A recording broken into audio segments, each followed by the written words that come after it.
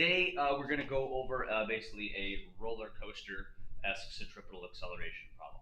I have another one that is actually fighter jets. I decided not to do that one this year, and instead I post those videos online, so those are already up. If you were kind of like, if there's a problem today that you're stuck on, that you're like, yeah, I didn't quite get all that, or you just want some further help. I haven't done it yet. One thing I would like to do for that is to excuse me, is to like link that, like say, hey, this is like problem number 3. If you're struggling with problem number 3, 4, 5, watch this video, blah blah blah, and I'm going to try to do that as well.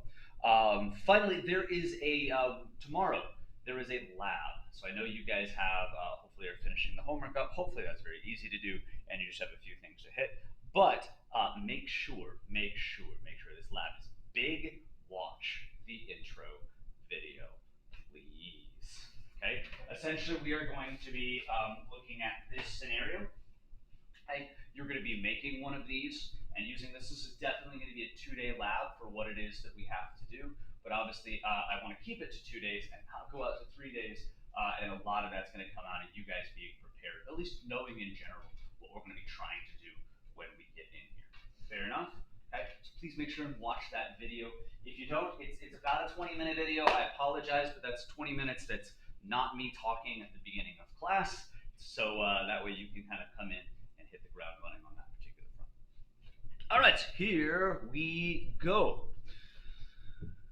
So to talk about, to give you context today, actually before I go into this, we're going to be talking a good amount about the Batman in St. Louis. So, the off chance somebody hasn't seen it.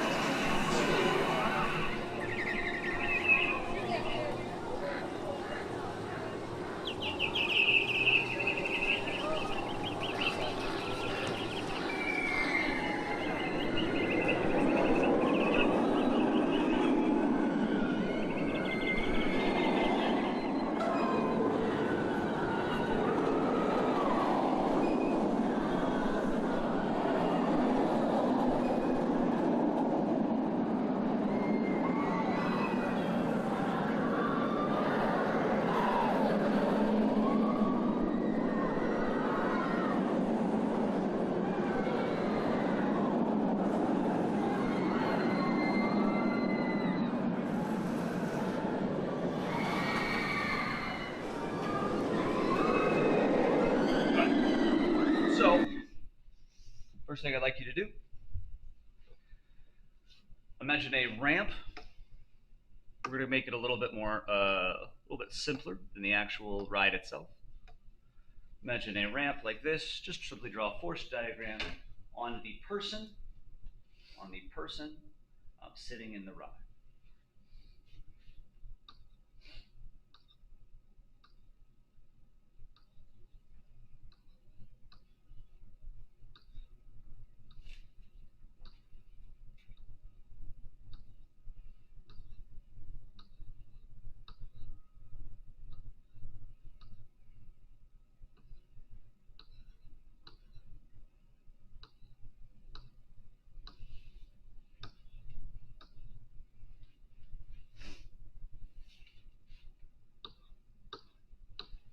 All right, what you got? Easy one, yeah. Okay. Yeah, there's an interesting thing, like what do we call that, right? And I would say, I mean, you could get, we usually refer to force normal as a solid surface, but as you've kind of found, there's some wiggle room as far as naming is concerned, and I think force normal, we get it. What is it that's providing the force normal? The seat, right? The seat's what's providing the force normal. Let's go ahead and call it force normal. Absolutely. Anything else? So there would be a little bit, yeah. Technically, there is a little bit of force friction in this particular case. Today, for the most part, we are going to ignore force friction. What we usually like to do is bring it in a little bit later and talk about it, but yeah. All right, now, imagine that this goes down into a loop. Okay, so if you want here, connect the track. Okay, draw the force diagram at the, hold on a second, because I want to finish this. The bottom of the loop. Now, the bottom of the loop is probably not where you think it is. The bottom of the loop is not like here where it connects, or the bottom of the circle. The bottom of the loop would be the moment right here. Oh, what did you just do? I don't wonder where did you coming from? Oh, I know. Would be the moment it starts curving right there.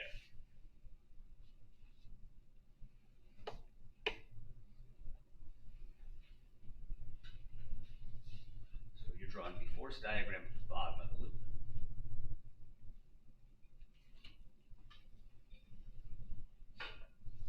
And this time, let's go ahead and, like I said a second ago, we're going to go ahead and assume no force friction right now. We could talk about which way it would be, but you don't have to draw it on your force diagram.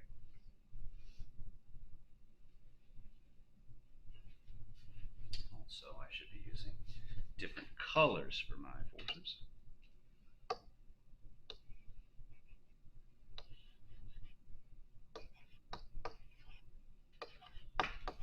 Okay, what you got? Force gravity down. And force normal up. Agreed. Is force normal bigger, equal, less than force gravity? No, it's not equal. Why is it not equal? Because there is acceleration, right? In what direction is the acceleration of the circle? In this way, so it would be upwards or towards the center. So since the acceleration has to be upward, force normal has to be bigger by a pretty considerable amount, but we'll talk about that amount here in a second. Okay, finally, draw a force diagram of this thing at the very top of the loop. So right up here.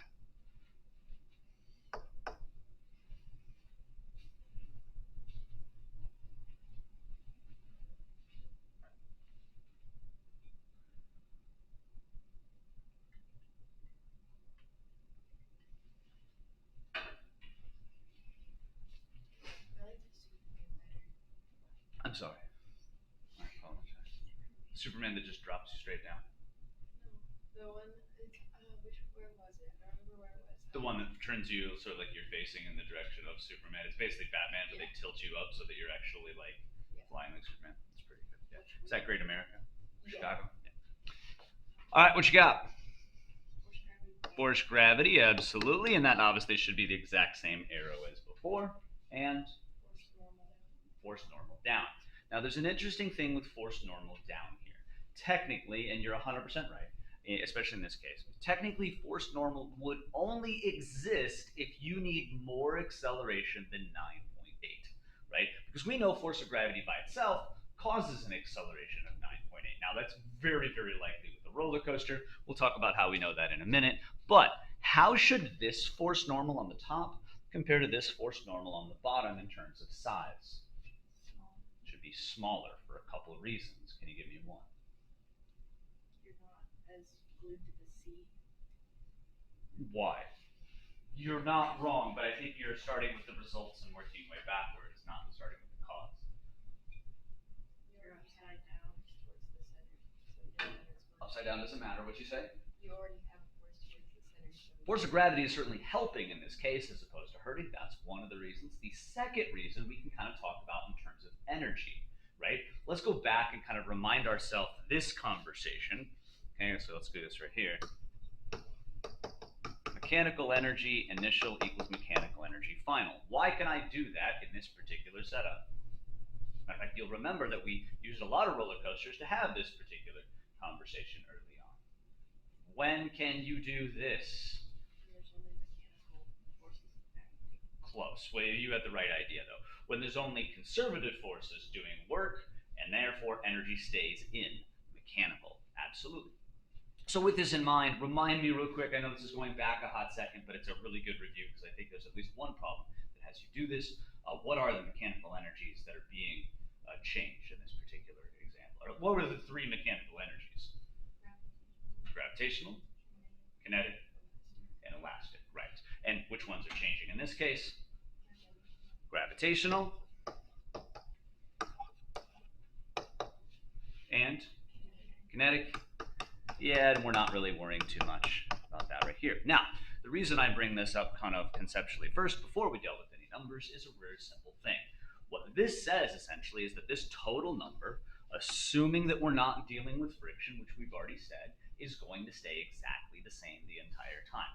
Which means at a very particular height, we are going to be going a very particular speed, always. As a matter of fact, if you draw like a giant roller coaster on these mines and go back and forth, okay, and then draw a dotted line, if conservation of energy is a thing, what should be true every time the roller coaster passes that line? Should be going the same speed. Now, in all actuality, do we usually notice that? No, because friction is a thing that regularly exists, 100%. Okay, we'll come back to that in a minute. But that was to then say, what should also be true of the speed at the top? Slower. Why should it be slower?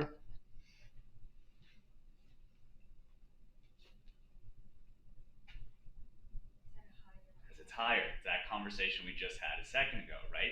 Essentially, what you can just kind of do is go, hey, this right up here is going to be slower than these right down here. Why? In terms of energy, less gravitational on the bottom and therefore more kinetic on the bottom. Fair enough? Okay, let's actually get rid of that. Shouldn't have these dotted lines all over the place. Come on, keep going. Oh, I missed. What do you, no. What do you, stop, go. There, okay. So, here we go. So the Batman in St. Louis is 33.5 meters high. Let's take the very first drop. If the bottom of the drop is 7.6 meters high, calculate the speed at the bottom of the drop if the car left at 2 meters a second using conservation of energy. So once again, it says 33.5. Let's pull this up like this. So it says this first drop here. Actually, no, I almost screwed up. Try again, dummy. This, and actually let's switch colors too. This first drop here is 33.5 meters. It said at the very beginning, the speed was 2 meters a second. Because actually, of course it is. We did a lot of problems with roller coasters on this where we're like, it's 0 at the top, it's 0 at the top. And that was to keep your life simple, but if it was 0 at the top, what's the problem with that on a roller coaster? It's not going anywhere. So is it going to go into the roller coaster? So if you have ridden a roller coaster, it's not moving quick, but is the roller coaster moving at the very top? Yeah, so it's going to have a little bit of kinetic energy. Also, a thing to notice that we usually kind of ignored a little bit over on an energy is that the first drop is not usually at a height of 0. It is still usually above the ground. So that's what we're saying. This is 7.6 meters. I think it was 7.6. Let me make sure. Yep, 7.6. So there you go. There's your numbers. You have velocity initial. You have height initial. Okay. And you have what we'll probably call height final. Now, I'm going to give you guys basically about 30 seconds a minute to try to refresh your memory on getting the answer with energy right here. I don't think it'll be too hard. I highly, highly, highly suggest that for your sake that you attempt to do this in variables as much as possible until the very end. Take about 30 seconds to a minute, jump out in front of me, and then I'll do the problem up here, hopefully. Hopefully you don't need me. 7.6. Oh, sorry, I should probably have that here. Let's do this for you. I put this back up so that you can have the equation, but here we go. Height initial is 33.5 meters. Height final is 7.6 meters. And velocity initial is 2 meters a second. The question is, how fast is it going at the bottom of the loop?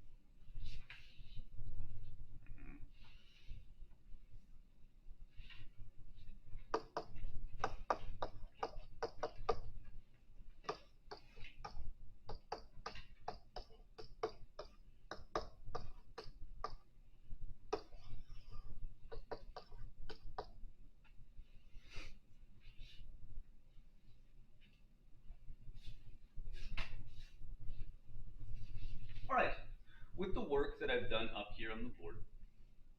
Hopefully, read your eyes real quick. I know you guys are finishing up real quick. Let's just make sure we're all on the same page, and then I'll give you just a little bit of space to do this. But plugging these first line in, any questions about the first line whatsoever? Cool, just plugging in the equations for all of them individually. And obviously mass cancels in this case, right? We don't need to care about what the mass is because it's in every single one of them.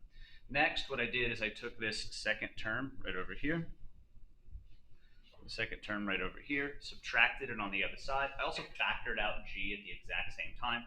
That's why you're getting this G of height initial minus height final, okay? Plus that other term. Then I did a little more algebra than I usually did because I'm doing it for people online and I wanted them to see what I was trying to do rather than just do it all in my head. Multiplying by 2 on both sides, this puts a 2 in this first term and then cancels out the 1/2 in the second term. Square root everything for speed final. Give me a 0 to 5 real quick. Comfort level with that problem. I guess roughly in there, it's fine. Yeah, I figured most of the time. Now, the great thing about doing this with variables is in just a second, I just had you do this for the bottom part of the roller coaster. In just a second, I'm going to have you do it again for the top of the roller coaster and the midpoint on the roller coaster. Actually, we'll probably just do the top for sake of time. What's the great thing about doing this? Well, what's the only thing that just changed if I said, now I want to do the top of the roller coaster? Height final.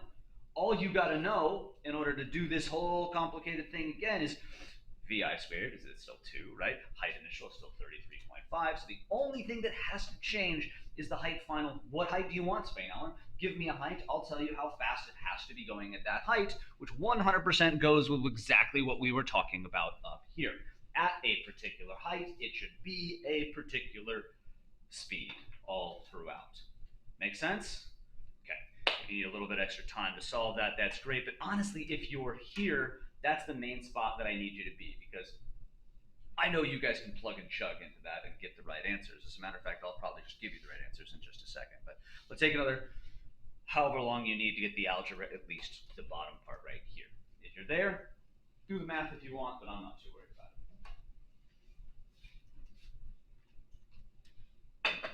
As a matter of fact, I'm going to skip over here and try to remember what the answers are. Did I? Yes, okay. Is everybody here at this bottom line? Cool. All right, let's move on. We will come back to that in just a second, so humor me. Let's say a designer of a roller coaster wants to create a vertical loop, okay? But he wants to keep acceleration roughly the same through that entire loop, okay? Why? Well, simply put, what we found biochemically is that for the most part, human beings struggle nausea-wise with changing accelerations. They definitely happen on a roller coaster. You're certainly going to switch them, but you don't want to change them a whole bunch. The more you change accelerations quickly, the more likely it is for somebody to lose their lunch. So they want to keep acceleration roughly the same. Since they're going to be changing direction, as we saw in that loop. They're going to be changing their velocity is horizontal. It's going to be going upwards, so that's why we need acceleration upward. We know the centripetal acceleration is this, okay? The problem is, as they go up the vertical loop, what's the speed going to do? Slows down. So naturally, if we look at keeping r the same, if we keep r the same, aka a perfect circle, what should acceleration naturally do as you go up? Decrease, and then vice versa when you come back down. It should increase again, and that's problematic. So speed we can't control because that's energy. If you want them to go up, speed is going to slow down. But what could we potentially control as a designer to try to keep acceleration roughly the same? We could control the radius, correct, by simply deciding the track itself. So here's what we're going to do. They decide that the height of the loop is 23.6 meters. They want the acceleration on the ride to be about 2.5 g's. So we're going to calculate the radius at the bottom, halfway up, and the top of the loop. But for right now, just focus on the bottom. You now know, or hopefully have calculated the speed at the very bottom. And if you don't know, here it is. It should be 22.6. Also, to make the math simpler, hey, how would I find the speeds halfway up and at the top? You use that height. I decided for sake of time here, not forcing you guys to do much calculations and focusing on this, I've already calculated the speeds for you. Okay, so here are these speeds. How would I have done that? That's the, oops, no. This equation right here at the bottom, this guy right here, is how you calculate that right there. Okay, so you'd plug the different heights in, you'd get the different speeds, but for sake of time, we're going to say that you already did that. So go ahead and calculate what the radius should be. At least do the bottom and the top first.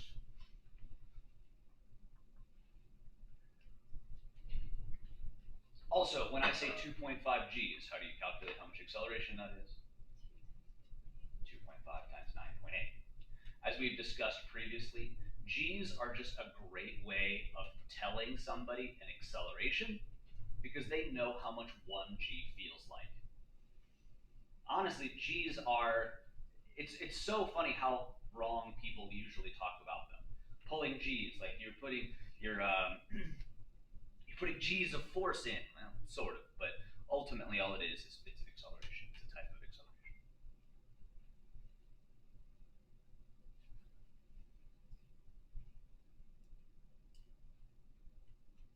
So what'd you get at the bottom? What's that? 20.8 meters. And how'd you do it? Yeah. Simply all we're doing right now, right here. Oops. I'm gonna try again. AC equals VT squared over R. AC has to be 2.5 Gs. Similar to usual, I usually in calculations will just write 2.5 Gs, knowing that a G is 9.8, but it can be somewhat helpful, especially early on, to just recognize how much acceleration that is. So I'll just go 2.5 times 9.8 real quick to see that that is 24.5 meters per second squared. And then some basic calculations here, simple algebra, multiply R on both sides, divide AC on both sides, and you get this right here. And our speed, as we said, was 22.6 divided by, that's 24.5 meters per second squared.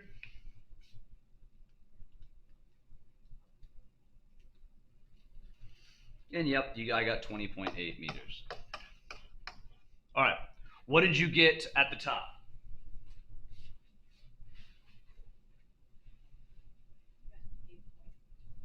8.1, okay, 8.1 at the top. So it's 8.1 radius at the top. This is at the bottom. Have we calculated the mid yet? Midway up, halfway up? What's that? 14.4. Okay. So we see, why does this make sense? Why does it make sense that the radius is getting smaller as we go up? What are we trying to do again? We're trying to keep acceleration the same. And we said what's naturally going to happen to the speed? Decreasing, slowing down. And so what do we need to do to the radius to keep it the same? Also slow it down. Now, here's what I want you to try to do. Okay? If maybe you already have a good picture of this, maybe you don't. I want you to try to draw this curve.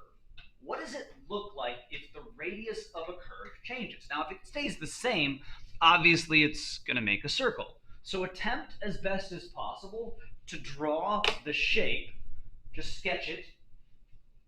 Take you 20, 30 seconds to try to draw a large radius that is now getting smaller to the top, and then once it's at the top, is going to reverse and get bigger again, going towards the bottom.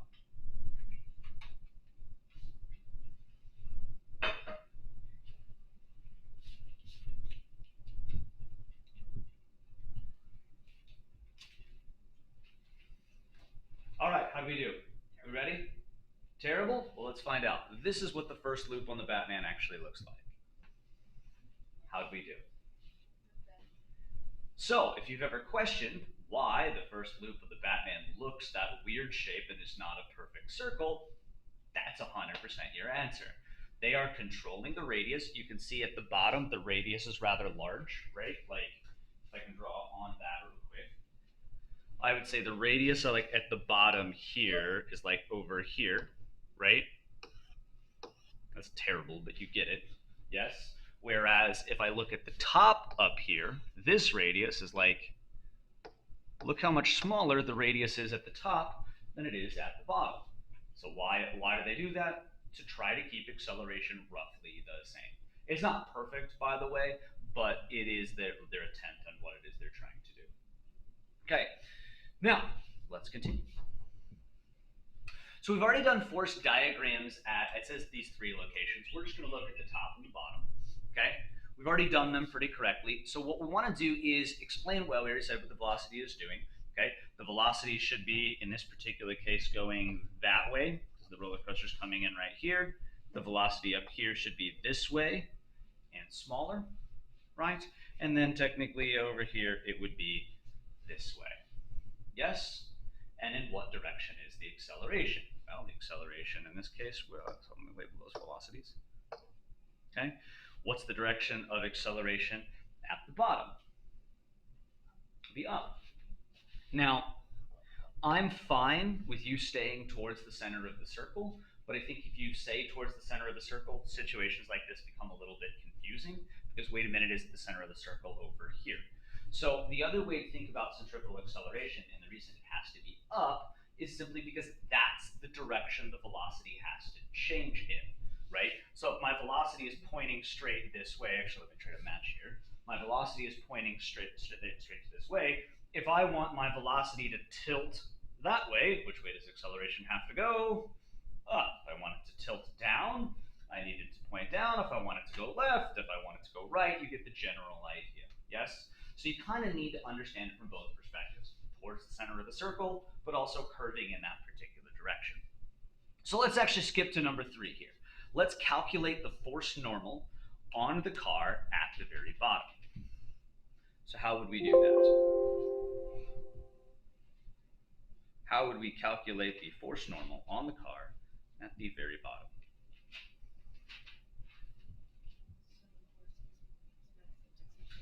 Yep.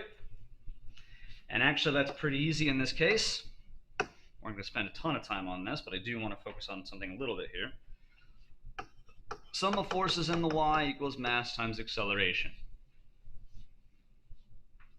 I think it tells you in this problem, by the way, yeah, it tells you the mass is 3,500 kilograms now, because you are going to need that here. Other numbers you're going to need to know that we've already done. Velocity at the bottom is how much? Actually, no, we don't need that. Why don't we need that?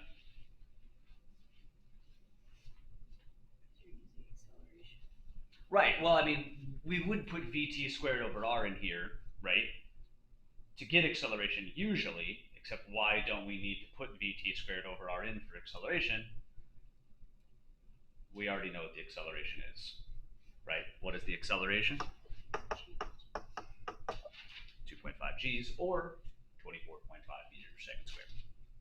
So here we go. What's the sum of forces in the y? This is super easy peasy, so on force normal, right, minus force gravity equals mass times acceleration. Let's go ahead and make force gravity into mg. So force normal is equal to ma plus mg.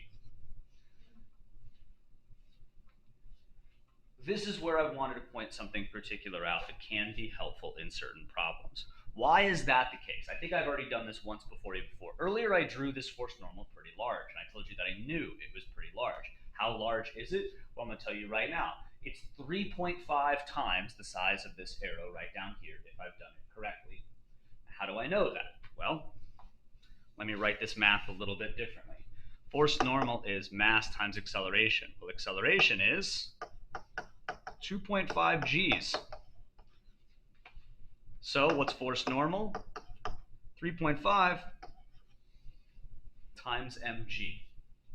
Yes? Why is that? Here's the reason. Force gravity, this force gravity hurts the direction of centripetal acceleration. It's going the wrong way. So this at the beginning has to at least be 1 g so that it counterbalances the first mg. Yes? Then this extra, we said the extra has to be enough to provide 2.5 g's. how much does it have to be in total? 1 plus the extra 2.5 is 3.5 Gs.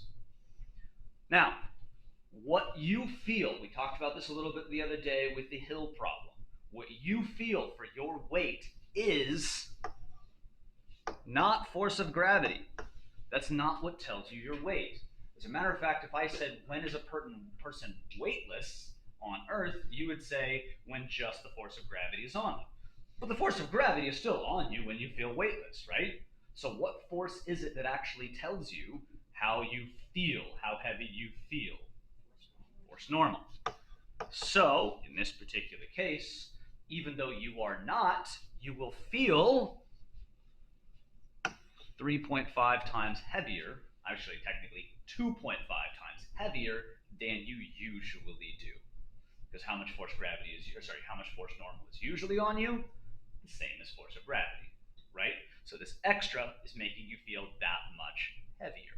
Now, if you've gone through this loop, on the other hand, let's do the same thing at the top and find the force normal at the top.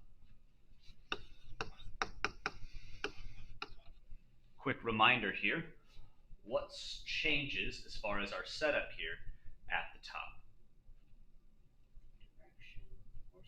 Direction, correct, changes, but also the direction of centripetal acceleration is down, or towards the center of the circle is down. So don't forget that changes the direction of your signs. Now, over here, force gravity was negative, and force normal was positive. Now it's weird, because force normal is actually the one that switches direction, but it's not the one that we switch the sign of. Why? Because we, in circular motion, always say towards the center of the circle is positive. So this means this is going to be positive force gravity, because it's towards the center, positive force normal, because it's towards the center. And doing my math real quick, I get this. Or that force normal is only 1.5 times mg. And why does that make sense?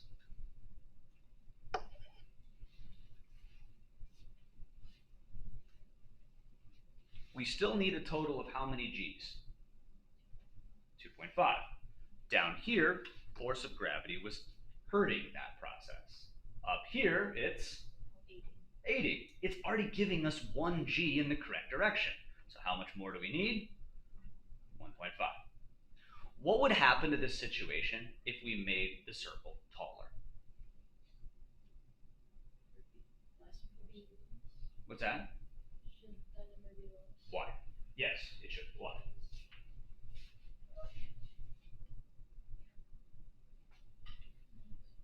It's not easy, I get it. You kind of got to go back to the beginning and talk about our energy conversation. Because of energy, since it gets taller, what's going to happen? It's going to get slower. The speed is going to get less. Now, there's a whole thing about what we were controlling radius to keep it at 2.5, but let's assume that's not the case right now. So if I got slower, right? Slower, what would happen to the necessary amount of acceleration? It would decrease, and because it decreased, we would need less force. And which of these two forces can actually change? Force normal, right?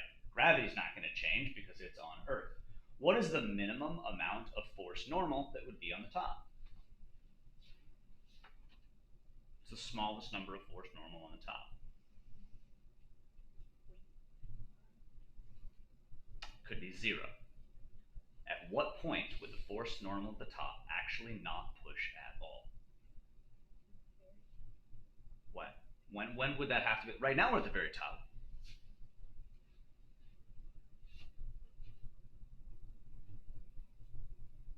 So force normal will get less and less and less and less because speed got less and less and less and less because acceleration necessary got less and less and less and less, right? What is the minimum amount of acceleration that would be at the top?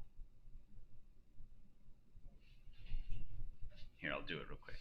Force normal is getting less and less and less and less, and the minimum amount of force normal is 0. Can force normal push the opposite way? Like, think about it. What's providing the force normal on you? The seat. Can the seat technically push the opposite way? No. Now there are safety concerns there. If you do get stuck on the top, that's why you have these things on. But there's an interesting thing about roller coasters, and that is if it's designed perfectly, you technically don't need the safety brace. To look at a perfectly designed roller coaster, obviously we would never do this with a person. You should be able to put a bucket of water that's a decent amount of mass, so therefore a decent amount of friction on the seat, and it should be able to mostly be carried through most of the ride without actually that brace whatsoever. So, what is the minimum amount of acceleration at the top? G.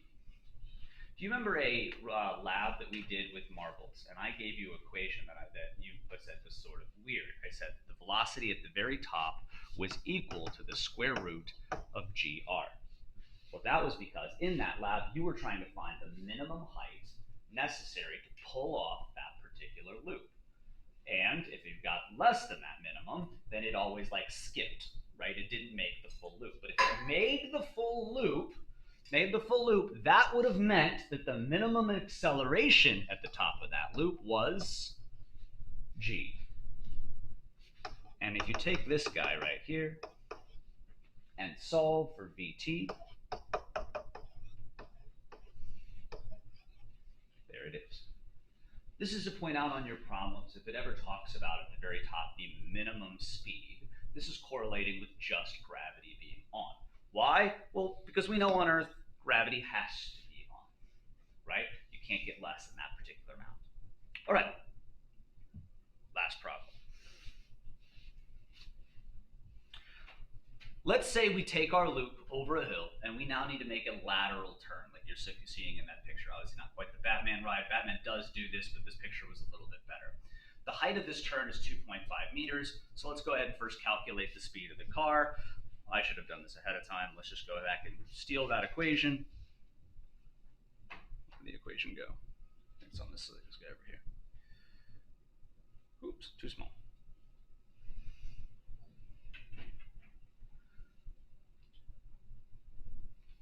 All right, so we have 2 times 9.8 times the height of 33.5 minus, I said the lateral is at 2.5, plus 2 squared, square root the whole thing. All right, oops, screwed up.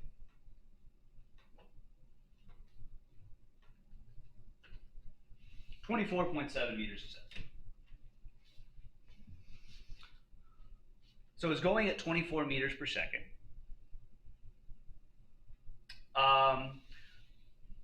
What object will cause the centripetal force if we don't bank the track? I'm not going to worry about that. Essentially, that would be a terrible idea, right? If I tried to do this without banking the track, okay? So I'm the roller coaster. I'm going this way. I should have told you we're just turning around and randomly moving in a weird direction that you don't know. Okay, but here I am. I'm on the track. If we don't bank the track and entirely go this way and just curve, what force would it be that puts you in centripetal? Probably not enough friction if you're going this speed. It's probably not going to be friction. It's probably going to break friction. It'd probably be force normal.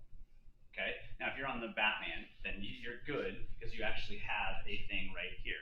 But if you're on this ride and you don't actually have anything above you, you get force normal from here to here to here. But what would end up happening is up here, you don't have any force normal. So this would snap out, okay? And eventually what would actually pull you in a circle would be your spine, unless your spine doesn't have enough force to pull that off, which would be more likely the case, so you get a lot of broken necks in that case. So luckily for us, what we do instead is we bank the track. What does banking the track do? Well, correct. We're still going to be using force normal, but rather than use the side, we're going to be using the bottom. The other nice thing is obviously human beings are nicely stacked vertically, and we are good at taking vertical G's. Acceleration in the vertical, that's how we are designed. We are not great at taking horizontal G's in that particular case. So if you bank the thing, okay, if you bank the ride, or if you don't bank the ride, here it is. Here's the car, right? Broken neck. All right, so we bank the ride so it looks like this. The question on the table is how much should we bank the ride from the horizontal in order to pull off an acceleration of 3 g's. Okay, I believe it also tells us earlier, I was trying to skip through this last part because I really want to get to this problem. Let's say that the radius of this ride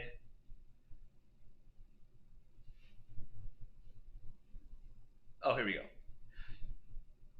We want to know what radius will not exceed 3 g's to start off with. Okay, so this is just the conversation we had earlier. We know the speed. What did I just tell you the speed was? 24.7. We find the radius that's going to go with 3 g's.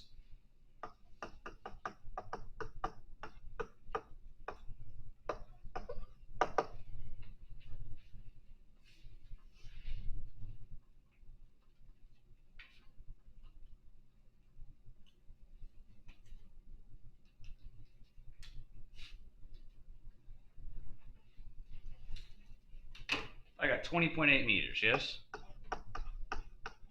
Okay.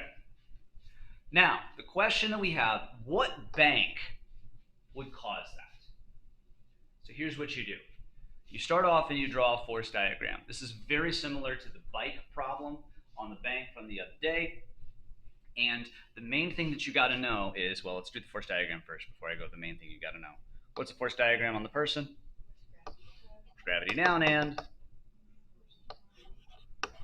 Now, you don't usually draw this on your picture, but it's very, very helpful in these circumstances to always see the circle, or at least the part of the circle that you're going with on that turn, so that you can see the direction of acceleration. So this is a top-down view.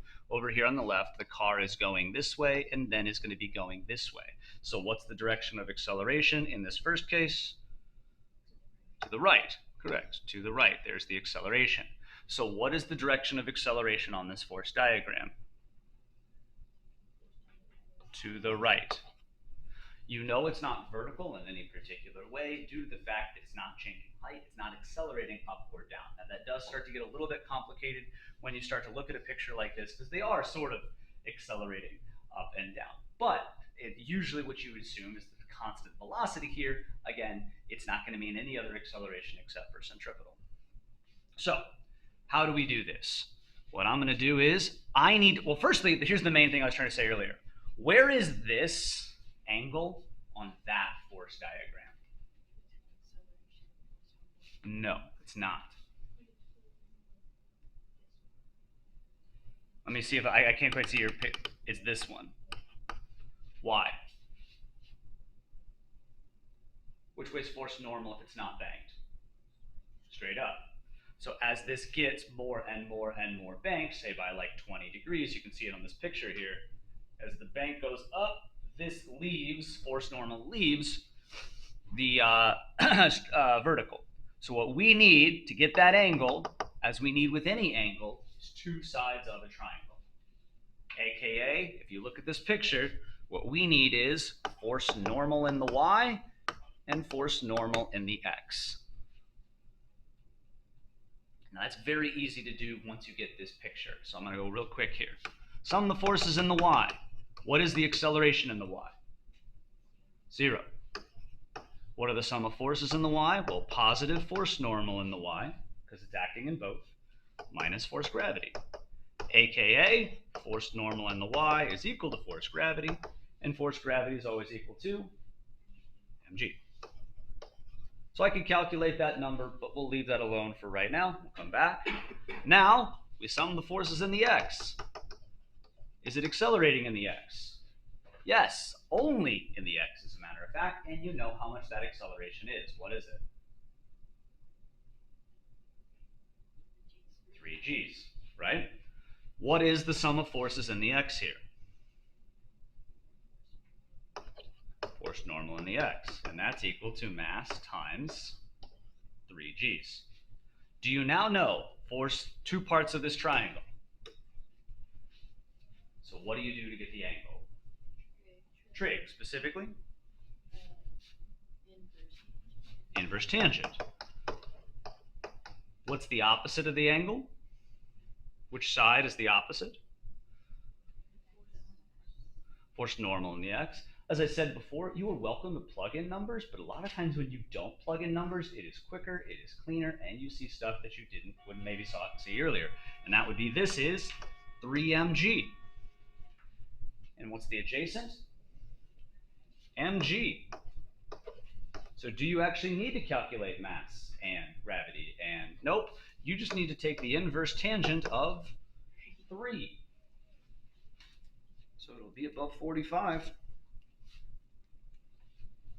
That's a tight bank. 71.6 degrees. Now that was really quick at the end. Keep in mind, like I said at the beginning, we do have about 3 problems up online right now that will also help you out with the same type of things. 1 for a vertical loop, 2 for a horizontal loop, and tetherball problems that you're welcome to look at as well.